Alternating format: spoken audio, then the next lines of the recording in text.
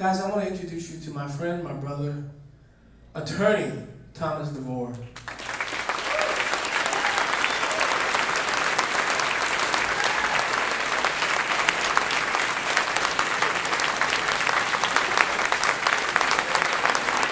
Thank you, everybody. I got to take the jacket off because my friend Mr. Richmond says that I got to. And he said if I didn't do this, I wouldn't be allowed to speak. And since my mother always told me, boy, that mouth's going to get you in trouble, I got to speak. So here we go. Got me a new fancy shirt because I live on a farm, so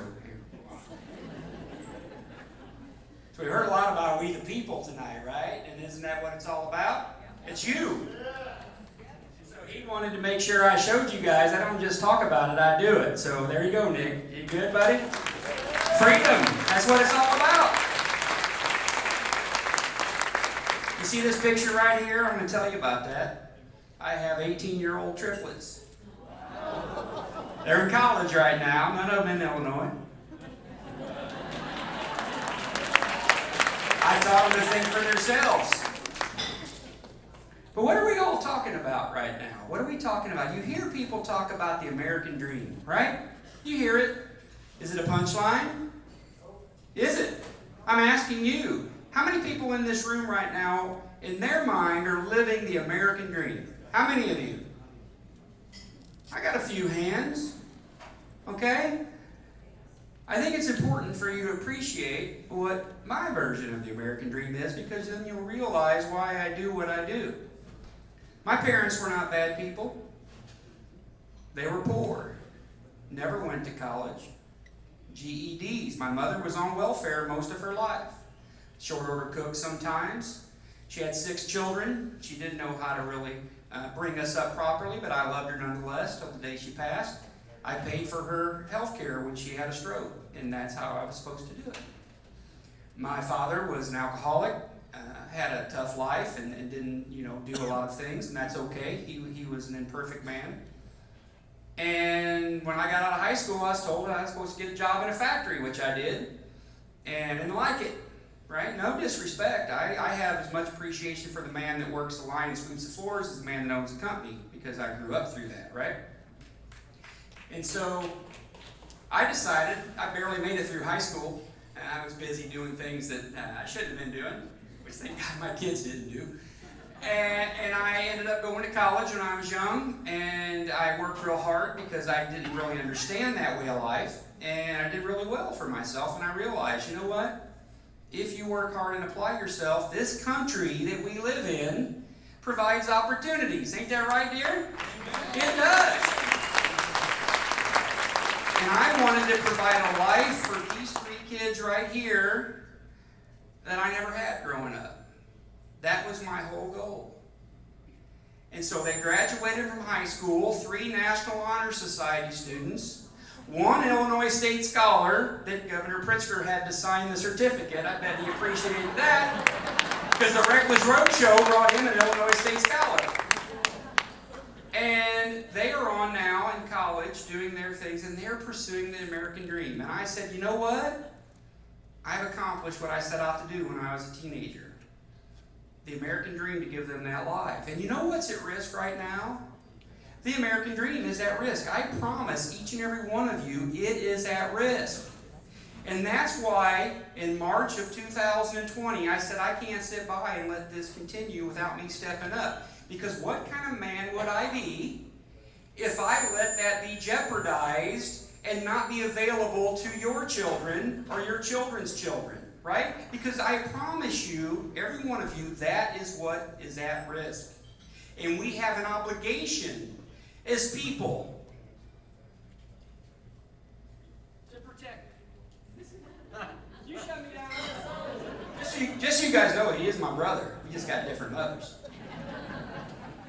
That is what's at risk. And I'm not up here trying to be melodramatic. It's not my style for people that know me.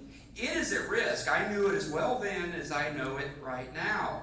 That is what is at risk. And we have to protect it. Okay? We have to protect it at all costs. Because if we do not, it will not be available for future generations. I promise each and every one of you that, okay? So that's what this is all about. You have to decide for yourself how you can do your part to protect that, right? Let me ask you all a question, if I could. And John kind of went there, and I wasn't sure if he would. How many of you in this room disagree with a policy that says that children must wear a mask in school? How many of, put your hands down, how many of you would disagree with a policy that said masks are not allowed in school? Few of you. A few of you. Now all the rest of you that didn't raise your hand, think about that. If you are more interested in the end than you are the means to get to the end, that's what's going on in this country right now that is a huge, huge issue. Because I promise you, if Governor DeSantis was the governor of the state of Illinois, putting those policies in place, I would be standing here on this stage defending a different group of people. You guys need to think about that. I'm serious, because I asked a couple of my friends that are here tonight and part of this group, would you be doing what you're doing if the policy objectives of, it doesn't matter, ISB, the State Board of Education, which we can call them that, or you can call it the governor, if you're more concerned about what they're doing than how they're doing it, that's what we have to correct. I promise you that. I know it as sure as I'm standing on this stage, okay? And we're going to talk about that a little bit, right? And so the reason that we have to talk about this is because it's been touched upon by a lot of my colleagues, but self-governance is what's at risk here. It's not about mass in school. It's bigger than that. It's about self-governance. Because if we don't have self-governance, when this issue goes on, and the mask thing and the coronavirus has moved on in our life, if we don't correct this issue right now, we are headed down a path to where children like mine and yours will not have the same opportunities. I assure you that. If we are going to look to the executive branch of government to rule by executive fiat, regardless of whether we agree with their policies or not, when there's an emergency, guys, it's over for us, and this way of life that we established 240 years ago will come to an end. That's what I'm scared about. And that's why I'm standing here talking to you today. Mask, fine. We can talk about mask. At the end of the day, I don't care. There's a bigger issue at play here that I need you guys to pay attention to, right? It's a huge, huge issue. Let's talk about this self-governance issue. I always do this example, and since we're ahead of schedule, John, I'm doing it because you're not going to... Usually my presentation, when I do it to school board members and superintendents, is about 2 hours long. I told I got 10, 15 minutes. That's fine. I know. You got to take 10, 15. I get as much time as my friend Nick did. I'm going to divide this room right down the middle. And we're going to talk about something that's politically sensitive. Let me pick one. Let me pick a topic.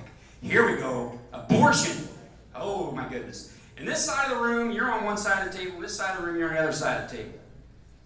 And I stand up here and say, you know what, abortion, that child at the time of conception has a right to life, and that life is paramount over the privacy rights of the woman, and under no circumstances should there ever be allowed to be an abortion. And we want government to pass a law that says they're forbidden.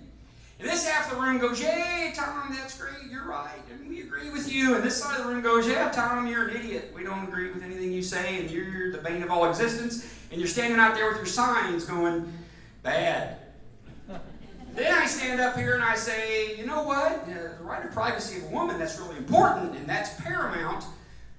Is it compared to the right of the life of the child? Up until the time that child can live outside the womb, the right of privacy is more important. Is compared to the rights of the woman. And this side of the room goes, yeah, Tom, you're right. We agree with you. And this side of the room goes, yeah, Tom, you're an idiot. And we go on. And you know what I care about? Is that other half of the conversation that is not involved in this conversation because they're thinking, you know what, I got to go golfing tomorrow, and I got to just go, I got this life issue, and I don't have time for this stuff because I don't see it affecting me personally. And so I'm not really interested in this issue of self-governance. But you know what, guys? There's a cost to that. And that cost is that sometime down the road, government's not talking about the big trigger issues. They're talking about who's essential and who's not. And if you're not essential, you can't have your business open. And if you don't have an essential reason to leave your house, you need to stay at home. Now everybody's standing up going, holy hell, how'd that happen? The reason it happened because you haven't been paying attention for the last 20 years, and government has slowly creeped into those situations. That is where we are at today. If somebody would have told me a year ago, they're not even a year, I guess it's no, 2 years ago, that businesses would survive or fail depending upon whether an administrative agency that you've never heard of, not the legislative branch of government, which is your voice, says what's essential and what's not. Do you guys even know what administrative agency of the state of Illinois dictated what's essential versus what's not essential? Anybody? Wrong? Who said that? Oh, Riley said that. Of course, she's heard me have this lecture 50 times. Department of Commerce and Economic Opportunity. Anybody ever heard of them? They're the ones that dictated that. I had people call me on the phone for hours, and thousands of people saying, I'm losing everything I have, Tom, because my business can't be open. Who would have ever thought about that in this country? But it's crept up on us because each of you, and I'm not being critical because some of you may say, that's not me, Tom, have not chosen to be involved in what we call self-governance, right? Government, by its very nature, is going to take control of your lives. And I'm not here to say it's because we have a Democratic governor, and it's got, again, Governor Pritzker, I don't like his policies, and if you guys brought anything, he's not a fan of mine, and that's okay. I'm the Reckless Roadshow, I'm all right with that. But it doesn't have to be Governor Pritzker. It can be Governor Ronner. These issues are the same. Government thinks it can solve your problems, right? And that is wrong, and you guys need to appreciate that. Because there is no politician on the planet. Trey Gowdy, you guys know who he is from North Carolina? One of the smartest people I've ever heard speak, and he says, do not wait for a politician to solve your problems, right? I could stand here right now, and I could sing you guys a sonnet about the law, and about how well I did in college, and how smart people think I was. And you know what? I am a 100% absolute idiot as compared to the collective knowledge of the people in this room. You guys know the answers, but you have to participate. Thomas Jefferson said, I know of no greater repository than the collective wisdom of the people. And if we think them not enlightened enough to exercise that discretion, the resolution is to inform them and not to take the power away. How many people think you're being informed, asking you for the answers? How many? How many think the power is being taken away from you?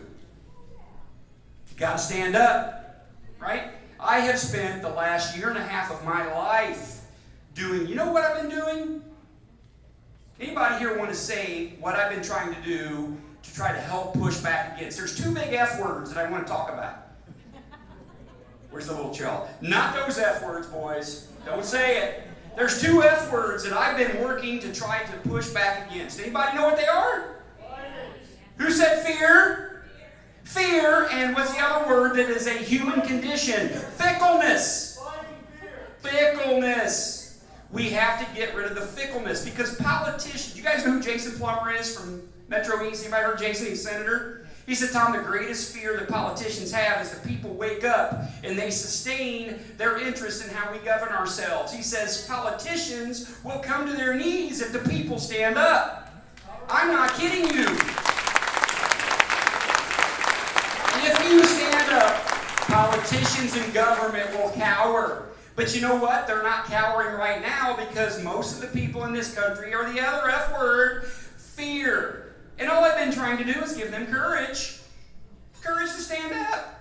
Power in numbers. Power in numbers, that's right. Do you guys know that executive orders, oh my God, executive orders, the governor writes an executive order and he's been writing them for 20 months. How many times do you think a business owner in the state of Illinois ever had to close because an executive order was the basis of that and the court said you're violating the executive order and you have to close? How many times did that happen? Zero. How many times do you think they ever tried?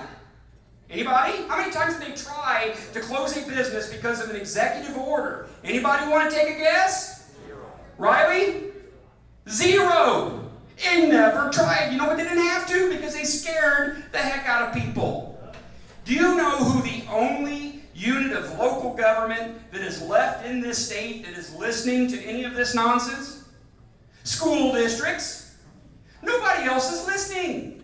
Do you guys remember the 8%? If you're over 8% positivity, oh my God, the world's going to come to an end and we got to crush all the businesses and take them back to no indoor dining. You guys remember that? Are you aware that in Region 4 in the Metro East, they've been over 8%, over 10% for the last month? And we don't have any more new executive orders closing. Well, you know why?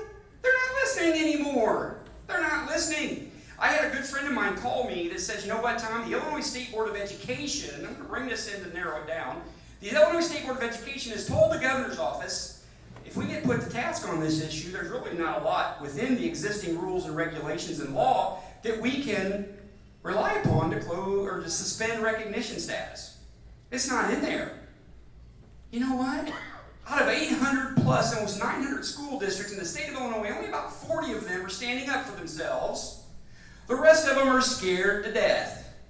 Oh, my funding might be taken away, or oh, this or that. And it's all nonsense, I promise you. I had a board member, a president of a school board from Southern Illinois, call me today, and I've talked to him 2 or 3 times in the last couple of weeks. He called me today. They had their first meeting with ISB. You guys know who ISB is?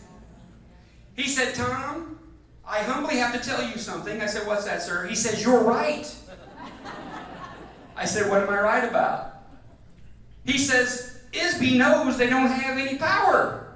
I said, how do you know that? He says, because I asked them the questions that you put in front of me to ask them procedurally and substantively where their power lies, and they couldn't answer the questions. And all they said was, well, we're not here to talk about that. We just want to know how you're going to comply with our probation status, and you're going to come into compliance.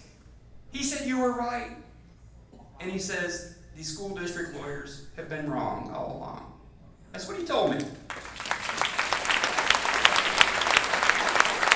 And I said, very respectfully, again, guys, I'm from a trailer park. I don't ever believe that I'm better than anybody. I don't. I told my children, who I love more than life, I said, I'm going to leave this world broke. But I said, I will be darned if I'm going to sit back for the whatever time God has left for me on this planet and watch government destroy the fabric of this foundation that we have. I'm not going to let it happen. You can take me back to the trailer park. I promise you, before I sit down. I have had too many people say, well, Tom, I'd like to stand up, but you know, my third cousin's brother's half-brother's sister-in-law works for somebody, and if I say something, then they might. I said, don't even tell me that nonsense. I don't care, right? If you're not willing to risk, guys, all of you, if you're not willing to risk something, this is never going to end. I said it a year ago. Who remembers that? John, you told me not to get worked up, but I'm going to do it. Who's heard 2 weeks to flatten the curve? That was nonsense then, and it's nonsense now. I promise you, these administrative agencies are drunk on power. They are drunk on the appearance of power that they know they don't have. Do you guys know who JCAR is, the Joint Committee of Administrative Rulemaking? How many know who they are? That's a legislative oversight body that makes sure that administrative agencies are acting within the confines of their rulemaking authority. JCAR asked the Illinois State Board of Education Friday to explain to us where you get this authority to do what you're doing. Guess whose questions those are? They're mine. And you know what ISB said? Oh, we're not going to answer those questions. They refuse to answer because I promise each and every one of you they don't have it. All of this nonsense, well, Governor Pritzker's rule, his authority to issue executive orders, the courts have upheld that. It has nothing to do with it. Merely because the governor can write an executive order has nothing to do with what is the breadth of the ability to enforce it. Right? Timothy Christian caved and they shouldn't have, and we can ask questions in a second. I could have won Timothy Christian's case like that. They chose not to, and I would suggest to you there are school district lawyers who would agree with me, but for reasons of my third cousin's brother's sister's half uncle's best friend might not do well if I actually say that in public. They don't talk about it. I do not know a lawyer in the state of Illinois who's a friend of mine that disagrees with the legal theories that we're talking about. But you know what? They're scared. They're scared like everybody else. I'm not scared. 12 by 60 in the trailer park, put me in and I'm okay. I'm not kidding you. I am okay with that. I am used to going out in the middle of the winter and putting the tires or the cinder blocks on the roof so the wind didn't ripple them and make a loud noise. My daddy made me do that, and I'm okay with that. But the reason I tell you guys that is because we have to all appreciate that we have to be brave and we have to stand up, because when the people stand up, it's over, I promise you. It is over, but the people have to stand up. If the people don't stand up, and when I say people, I'm talking about all of you, I'm talking about school board members, every level. If they don't stand up, the law does not matter. My constitutional professor told me, I went to law school when I was 38 years old and I had 5-year-old triplets, and I said, that's what I was meant to do. And he told me, he says, Tom, let me tell you something.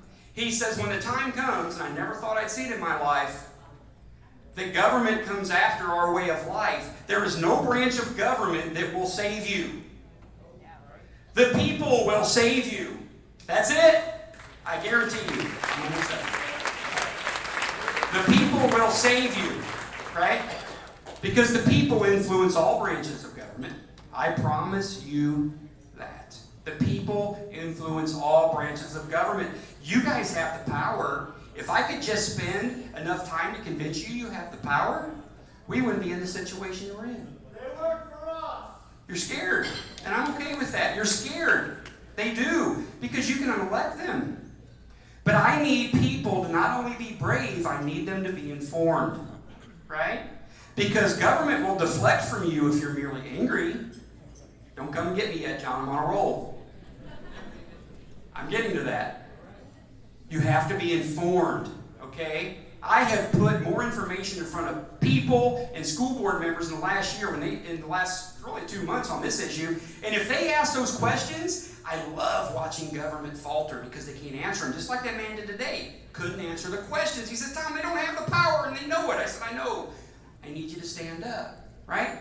Right now, we are at a crossroad, you guys. I could stand here and I could spend, I have, again, 2-hour presentation to school board superintendents and school board members about why ISB does not have the procedural and substantive authority to put your school districts on probation.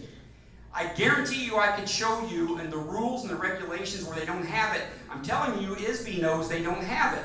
But when they send that letter of probation to your school district, if your school district chose to be mass recommended, you got to stand up and fight, right? I use the word fight very loosely. You have to defend. When did it become un-American to say, I'm going to ask the question, do you, ISB, have the authority under the existing law and the rules and regulations to suspend our recognition status if we don't follow this public health guidance? I promise each and every one of you the answer is no. And I promise each and every one of you that they know the answer is no, but they're relying upon nobody questioning it. I promise you that. We're trying to question it right now. We are trying to question it. I am working with school districts across this state, many of them south of I-80, that are willing to stand up and say, you know what? We're going to ask the question to a court. ISB, do you have this authority? And I promise you guys, ISB doesn't want that question in front of a court.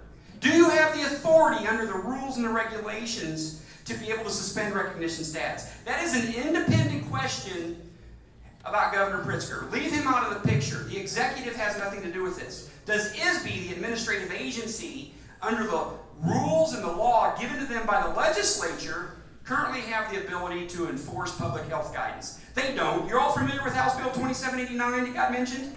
How many of you in here have read the 8 amendments proposed in House Bill 2789? How many? Not enough of you. Because if you read those amendments that they were considering that died in the Senate would have specifically given ISB the authority to do what they're pretending they have right now.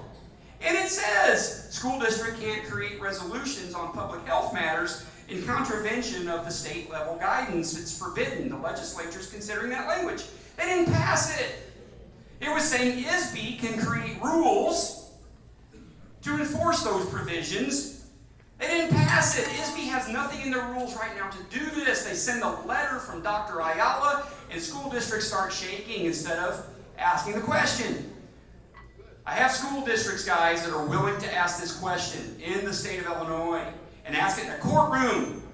Judge, they don't have the power. Because we win that argument, I will show you that Illinois State Board of Education is playing a shill game. I have sent Freedom of Information requests to all of these agencies saying, I want to see every email that you people have had with each other.